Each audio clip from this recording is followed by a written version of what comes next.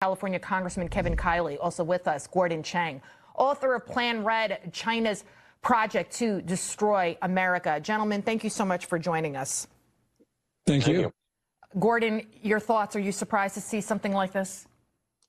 I'm not surprised, because after the discovery of the first lab in Reedley, California in December 2022, it was illogical to think that China had only one lab like that in the United States.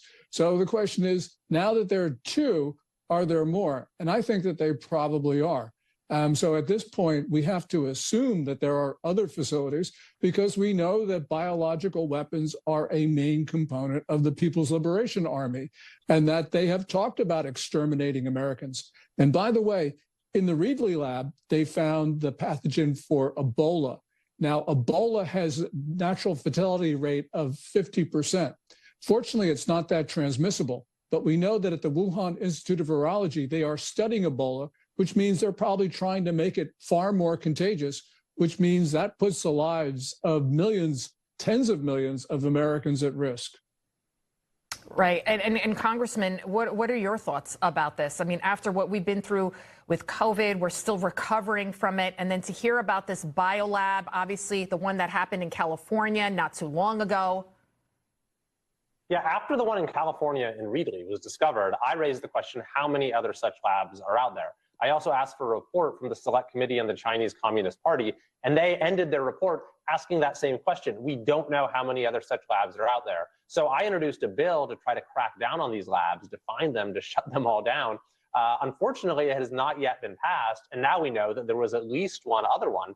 But I think Gordon is right. There are very likely more out there with these dangerous pathogens, HIV, COVID, tuberculosis, malaria, and yes, even Ebola, which pose a grave danger to Americans. And the folks that were running this lab in Vegas, same LLC, same individual who goes by various aliases. He was an international fugitive.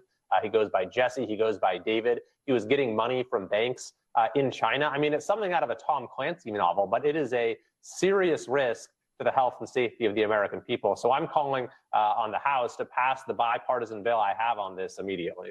Right, and Gordon, we've heard the stories. We know the stories. They try to buy up They try to buy up farmland, fertility clinics, you name it. Now they're using homes as biolabs. But you've got the governor of Minnesota, Mike Waltz. He's going back and forth to China.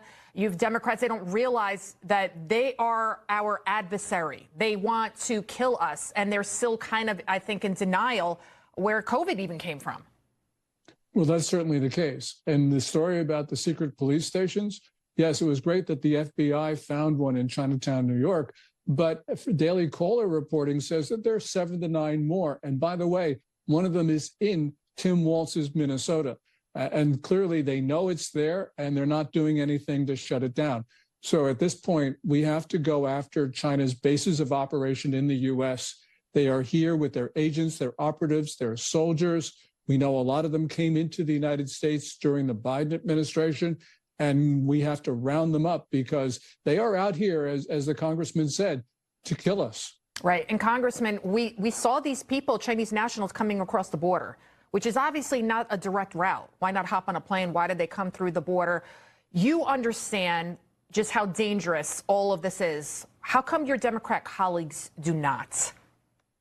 Well, to be fair, I think some of them do. I'm authoring this bill with Jim Costa, who's a Democrat, and actually it was really his involvement that finally got the Biden CDC to start taking some action. The local officials there were, blowing the whistle on this and raising alarm bells, but they couldn't get the state or the federal government to really take it seriously for months. Thankfully, we're getting a much more rapid response this time around. But we absolutely need to step up our oversight of these dangerous pathogens. I mean, when we're talking about potentially Ebola, E. coli, who knows what else. Actually, in the Reedley lab, there was indecipherable code on some of the vials that the CDC never bothered to even test. So it is a truly alarming situation, and I think that thankfully it's getting a little more attention now. I thank you for covering it, because I think it really requires urgent action. We don't want any other such labs that are out there. Who knows what they're using them for? Who knows what their plans are? We really don't want to find out.